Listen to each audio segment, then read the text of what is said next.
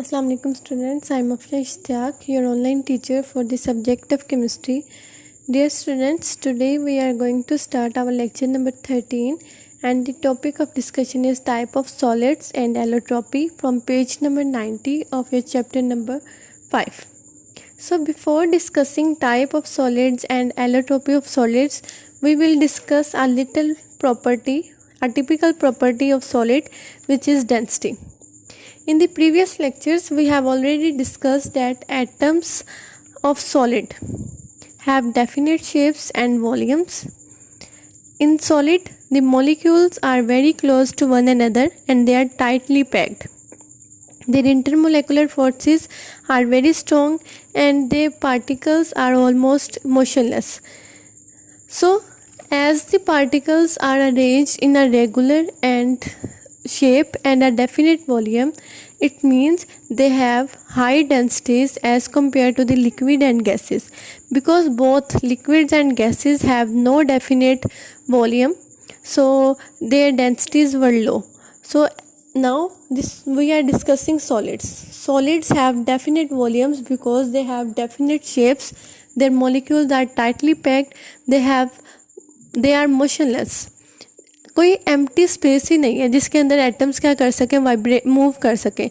तो वो सिर्फ जब हम उनको हीट प्रोवाइड करेंगे या टेम्परेचर प्रोवाइड करते हैं तो वो अपनी ही पोजीशन पे क्या करते हैं, वाइब्रेट करते हैं. तो इसका मतलब है दे आर ऑलमोस्ट मोशनलेस, जिसकी वजह से जो डेंसिटीज़ होती हैं वो सॉलिड्स की बहुत ज़्यादा होती हैं as compare to the liquid and gases. हमने एयर देखी थी और हमने रेन ड्रॉप देखी थी, वाटर का ड्रॉप देखा था. तो हमने जब देखा था इनकी डेंसिटीज़ को, तो डेंसिटी ऑफ वाटर जो थी वो हमारे पास 1 ग्राम पर सेंटीमीटर क्यूब थी.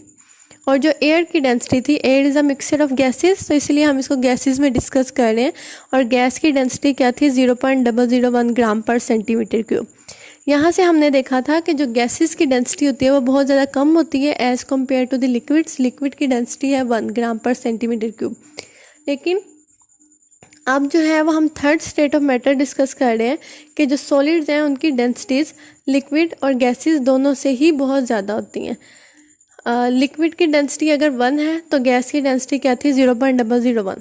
अब हम सॉलिड्स लें, एल्यूमिनियम मेटल लेते हैं. एल्यूमिनियम एक सॉलिड है और एक मेटल है. उसकी डेंसिटी कितनी है, 2.70 ग्राम पर सेंटीमीटर क्यूब. हम आयरन लें, आयरन Fe, उसकी डेंसिटी है 7.86 ग्राम पर centimetre cube. And gold, last पे गोल्ड Au, उसकी डेंसिटी कितनी है, 19.3 ग्राम पर सेंटीमीटर क्यूब. तो यहाँ से हमने देखा कि जो सॉलिड्स, लिक्विड और गैसेस होते हैं उनमें से जो सबसे ज़्यादा डेंसिटी होती है वो हमारी सॉलिड्स की होती है. सॉलिड्स की डेंसिटी इसलिए ज़्यादा होती है क्योंकि इनके पार्टिकल्स बहुत ज़्यादा रेगुलर अरेंजमेंट में होते हैं, ये मूव नहीं कर रहे होते. इनकी इंटरमोलेकुलर फोर्सेस बहुत ज़्यादा स्ट्रॉन्ग होती हैं, इसलिए इनके वॉल्यूम डेफिनेट होते हैं, इसलिए इनकी डेंसिटीज़ क्या होती हैं, बहुत ज़्यादा हाई होती हैं. तो ये हमने जो लास्ट हमारी टिपिकल प्रॉपर्टी सॉलिड्स की रहती थी उसको हमने डिस्कस किया. नेक्स्ट है हमारे पास type of solids depending upon the arrangement on the appearance of solids. Solids are of two types. First one is the amorphous solids and second one is the crystalline solids. Amorphous means shapeless. तो amorphous solids ऐसे solids होते हैं जिनके अंदर जो atoms होते हैं वो रेगुलर अरेंज नहीं होते, उनकी शेप्स जो होती हैं वो रेगुलर नहीं होती. आप थोड़ा सा टेम्परेचर प्रोवाइड करो तो उनकी शेप्स क्या करती हैं, डिस्ट्रॉय कर देते हैं. जैसे कुछ पार्टिकल्स होते हैं सॉलिड्स ही हैं, लेकिन हीट प्रोवाइड करने पे उनकी शेप्स क्या करने, डिस्ट्रॉय कर जाए, शेपलेस हो जाए. ठीक है, तो ऐसे पार्टिकल्स, ऐसे सॉलिड्स जिनके अंदर कोई रेगुलर अरेंजमेंट नहीं होती या फिर उनकी जो शेप्स होती हैं वो डिस्ट्रॉय हो जाए एट अ गिवन टेम्परेचर, तो ऐसे सॉलिड्स को हम क्या कहते हैं, अमॉर्फस सॉलिड्स कहते हैं. Amorphous means shapeless. डेफिनेशन अगर हम देखें, solids in which the particles are not regularly arranged or their regular shapes are destroyed. Such type of solids are called as amorphous solids. तो अब अगर हम देख रहे हैं कि इनके जो थोड़ा सा टेम्परेचर प्रोवाइड करने पर इनकी शेप्स क्या होती हैं, डिस्ट्रॉय हो जाती हैं. इनके अंदर रेगुलर अरेंजमेंट नहीं है. इसका मतलब है कि अगर इनके पास रेगुलर अरेंजमेंट ऑफ एटम नहीं है और ये थोड़े से टेम्परेचर पे डिस्ट्रॉय हो जाते हैं तो इट मीन्स कि इनको शार्प और मेल्टिंग पॉइंट्स इनके नहीं होते, क्योंकि ये लिटिल टेम्परेचर पे इनके एटम्स क्या करते हैं, डिस्ट्रॉय हो जाते हैं। क्यों? क्योंकि इनके एटम्स रेगुलरली अरेंज नहीं होते, तो इसलिए इनके शार्प मेल्टिंग पॉइंट्स नहीं होते। फॉर एग्जाम्पल प्लास्टिक, आप प्लास्टिक की आपके पास कोई चीज़ है, कोई रबर बैंड आप एग्जाम्पल ले लें, तो कोई प्लास्टिक का आप स्पून ले लें, तो हम उसको एक कैंडल फ्लेम पे बर्न करें। कैंडल फ्लेम का टेम्परेचर बहुत कम होता है, आप उसको कैंडल फ्लेम पे बर्न करें तो आप देखें फ़ौरन से वो क्या हो जाएगी, मेल्ट होना शुरू हो जाएगी। तो इसका मतलब है कि इस अमोर्फस सॉलिड है प्लास्टिक का मेल्टिंग पॉइंट क्या है, बहुत ज़्यादा लो है। इसी तरह आप रबर देख लें, रबर बैंड्स देख लें, रबर को भी आप फ़ौरन से मेल्ट करवा सकते हैं, चाहे आप कैंडल फ्लेम से ही बर्न करवा लें। और इवन ग्लास जो होता है आप देखें फ़ौरन से टूट जाता है, वो थोड़े से भी अगर आप उसको नीचे फेंकें तो हल्का सा भी फेंकें तो वो क्या करता है, फ़ौरन से ब्रेक डाउन हो जाता है इट्स कंपोनेंट्स। तो ऐसे जो सॉलिड्स होते हैं इनकी कोई रेगुलर शेप अरेंजमेंट नहीं होती, जिसकी वजह से थोड़ा सा टेम्परेचर देने से इनकी जो शेप्स होती हैं वो डिस्ट्रॉय हो जाएं। ऐसे सॉलिड्स को हम क्या कहते हैं, अमोर्फस सॉलिड्स। इनका शार्प मेल्टिंग पॉइंट नहीं होता। For example plastic, rubber and even glass are amorphous, they do not have any sharp melting points. तो ये हमने फर्स्ट टाइप ऑफ सॉलिड को डिस्कस किया था। नेक्स्ट है हमारे पास crystalline solids. Crystalline solids as the name indicates crystals बनाते हैं। हमने आयनिक कंपाउंड्स पढ़ा था कि crystalline ionic compounds are crystalline in solids. Crystalline solids ऐसे सॉलिड्स होते हैं जो 3 डायमेंशनल स्ट्रक्चर में अरेंज होते हैं, जिनके एटम्स ऑपोजिटली चार्ज होते हैं, वो एक दूसरे के साथ टाइटली पैक होते हैं, जिसकी वजह से हम उनको क्या कहते हैं, क्रिस्टलाइन सॉलिड्स कहते हैं। तो यहाँ से अगर हम डेफिनेशन देखें तो solids in which particular are arrange in a definite 3 dimensional structure they are called as crystalline solids.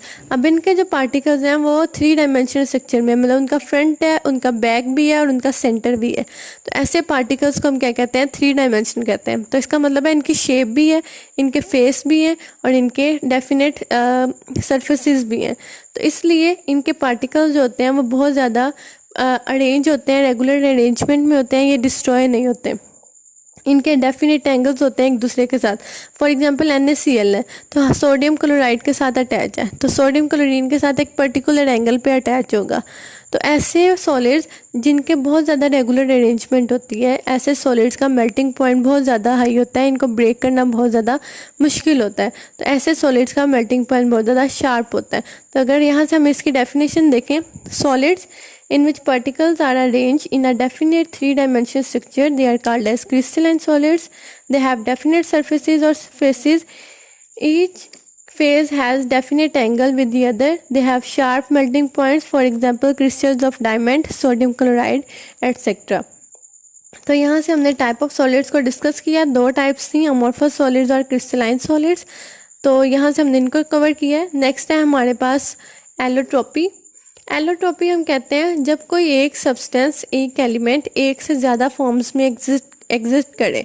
The existence of an element in more than one form in the same physical state. Physical state वही रहे, colour भी वही रहे, उनका shape भी वही रहे, लेकिन उनकी अरेंजमेंट ऑफ एटम्स डिफरेंट हो जाए, जिसकी वजह से वो एक से ज़्यादा फॉर्म्स में एग्जिस्ट करें। तो ऐसे एटम्स को, ऐसे एलिमेंट्स को हम क्या कहते हैं, एलोट्रोपी कहते हैं। ऐसे एलिमेंट्स को हम एलोट्रोप्स कहते हैं। और इस प्रोसेस को, जिसमें वो एक से ज़्यादा फॉर्म्स को एग्जिबिट करता है, शो करता है, उसको हम क्या कहते हैं, एलोट्रोपी कहते हैं। एलोट्रोपी होती क्यों है? Allotropy is due to 2 reasons. The first one is existence of 2 or more kind of molecule of an element, each having different number of atoms such as allotropes of oxygen and ozone. First reason ये है कि अगर कोई molecule एक या एक से ज़्यादा काइंड्स में है, मतलब उनके अंदर एटम की टाइप सेम है। टाइप मतलब है वो ऑक्सीजन के एटम्स ही हैं, लेकिन उनके अंदर नंबर ऑफ़ एटम्स डिफरेंट करते हैं। ऑक्सीजन के नंबर ऑफ़ एटम्स हैं 2। ऑक्सीजन एक सिंगल एटम होता है जिसको रिप्रेजेंट करते हैं O से। 2 ऑक्सीजन कंबाइन करें तो O2, 3 ऑक्सीजन कंबाइन करें तो ओजोन। अब इनके क्या चेंज हुए हैं, नंबर ऑफ़ एटम्स चेंज हुए हैं, जिसकी वजह से वो एक से ज़्यादा फॉर्म्स शो कर रहे हैं। इसी प्रोसेस को फिर हम क्या कहते हैं, एलोट्रोपी कहते हैं। सेकेंड रीज़न ये होती है कि अगर कोई मॉलिक्यूल अरेंजमेंट डिफरेंट कर जाए, ठीक है, जैसे सल्फ़र जो है उसकी अरेंजमेंट डिफरेंट है, एटम सेम है S8, लेकिन उसकी शेप्स डिफरेंट हो जाए, स्ट्रक्चर्स डिफरेंट हो जाए, तो वो फिर क्या बना देती है, डिफरेंट फॉर्म्स बना देती है, और इसको हम क्या कहते हैं, एलोट्रोपी कहते हैं। एलोट्रोपी जो होती है उनकी फिजिकल प्रॉपर्टीज़ सेम होती हैं, लेकिन उनकी केमिकल प्रॉपर्टीज़ चेंज हो जाती हैं। केमिकल प्रॉपर्टीज़ स्ट्रक्चर की वजह से, एटम्स की वजह से होती हैं। तो केमिकल प्रॉपर्टीज़ चेंज हो जाती हैं, लेकिन फिजिकल प्रॉपर्टीज़, कलर वगैरह जो होते हैं वो सेम रहते हैं, क्योंकि एटम्स जो होते हैं वो, एटम्स की टाइप जो होती है वो सेम रहती है। एलोटॉप्स जो होते हैं वो डिफरेंट अरेंजमेंट को शो करते हैं at different temperature. The arrangement of atoms also change with the change of temperature and new allotropic form is formed। अगर आप टेम्परेचर की बात करें तो टेम्परेचर पे भी एक मॉलिक्यूल जो होता है वो दूसरे टाइप ऑफ मॉलिक्यूल में चेंज हो जाता है, उसकी अरेंजमेंट ऑफ मॉलिक्यूल्स चेंज हो जाती है, जिसकी वजह से वो एलोटॉप्स की फॉर्मेशन करता है। तो वो टेम्परेचर जिस पे कोई भी एक एलोट्रॉप दूसरे एलोट्रॉप में कन्वर्ट हो जाए, उस टेम्परेचर को हम क्या कहते हैं, ट्रांजिशन टेम्परेचर कहते हैं। तो ट्रांजिशन टेम्परेचर जो होता है वो डिफरेंट मॉलिक्यूल्स के लिए डिफरेंट होता है। For example, transition temperature of sulphur is 96। Sulphur का जो ट्रांजिशन टेम्परेचर है वो 96 है। इससे अगर हम नीचे जाएंगे इस टेम्परेचर के, below this temperature rhombic form is stable. 96 पे जो फॉर्म होगी सल्फर की S8 मॉलिक्यूल की, वो क्या होती है, रोम्बिक होती है। अगर हम इसको इससे ज़्यादा हीट करें, 96 से ज़्यादा टेम्परेचर लेके जाएं, 100 पे टेम्परेचर लेके जाएं, तो वो उस रोम्बिक फॉर्म जो होगी वो चेंज हो जाएगी, और किस में चेंज हो जाएगी, मोनोक्लिनिक फॉर्म में चेंज हो जाएगी। क्यों? क्योंकि मॉलिक्यूल्स ने खुद को अरेंज किया। तो यहाँ से हमने देखा कि टेम्परेचर के चेंज होने से मॉलिक्यूल्स की अरेंजमेंट चेंज हो जाती है। सल्फ़र जिसके अंदर 8 एटम्स हैं, S8, पहले वो रोम्बिक था 96 टेम्परेचर पे। हमने टेम्परेचर को इंक्रीज़ किया, हमने टेम्परेचर 100 कर दिया, तो वो फॉर्म किस में चेंज हो गई, मोनोक्लिनिक फॉर्म में चेंज हो गई। तो इस टेम्परेचर को हम क्या कह रहे हैं, ट्रांजिशन टेम्परेचर कह रहे हैं। क्वेश्चन देखें, S8 रोम्बिक, इक्विलिब्रियम पे 96 डिग्री टेम्परेचर है, वो किस में चेंज हो जाएगी, S8 monoclinic. Other examples are tin and phosphorus. Phosphorus के 4 एटम्स लगे हुए हैं, वो 250 डिग्री टेम्परेचर पे क्या था, वाइट कलर का था, लेकिन जब टेम्परेचर को इंक्रीज़ किया तो वो किस में चेंज हो गया, रेड कलर में, और इसके नंबर ऑफ एटम्स भी क्या है, वेरी कर रहे हैं। नेक्स्ट है टिन, SN, पहले वो ग्रे कलर का था और क्यूबिक फॉर्म में था, सर्कुलर क्यूबिक फॉर्म में था, और टेम्परेचर था 13.2, लेकिन जब टेम्परेचर ज़्यादा कर रहे हैं तो वो किस में चेंज हो रहा है, टिन वाइट में, और उसकी शेप क्या हो रही है, टेट्रागोनल। तो इसका मतलब है कि शेप भी चेंज हो रही है, कलर भी चेंज हो रही है ट्रांजिशन टेम्परेचर्स पे। कुछ प्रॉपर्टीज़ यहाँ पे हमें दी हुई हैं। White phosphorus is very reactive, poisonous and vaccine solid. It exists as tetraatomic molecule, while red phosphorus is less reactive, non-poisonous and a brittle powder। तो अगर हम देख रहे हैं कि ट्रांजिशन टेम्परेचर पर ना सिर्फ मॉलिक्यूल्स के नंबर ऑफ़ एटम्स चेंज हो रहे हैं, कलर्स चेंज हो रहे हैं, बल्कि उनकी प्रॉपर्टीज़ जो हैं वो भी चेंज हो जाती हैं, जिसकी वजह से केमिकल रिएक्शंस भी डिफ़र कर जाते हैं। तो यहाँ पे हमने सबसे पहले एलोट्रोपी की डेफिनेशन को डिस्कस किया। The existence of an element in more than one forms in the same physical state is called as allotropy. It is due to 2 reasons, existence of 2 or more kind of atoms and different arrangement of 2 or more atoms और molecule. फिर हमने transition temperature discuss किया है कि वो temperature जिसमें molecules arrangement को differ कर जाए या एक दूसरी फॉर्म में कन्वर्ट हो जाए, उसे क्या कहते हैं, ट्रांजिशन टेम्परेचर। हमने 3 एग्जांपल्स देखी हैं, सल्फ़र की, फॉस्फोरस की और टिन की। तो यहाँ से जो है वो हमने अपने इस टॉपिक को, अपने लेक्चर नंबर 13 को कवर किया है। आपकी जो असाइनमेंट नंबर 3 है उसका क्वेश्चन नंबर 1 to 8 जो है वो इसी लेक्चर को कवर कर रहा है, वो आपने इस लेक्चर के लिए सॉल्व कर लेना। Thank you.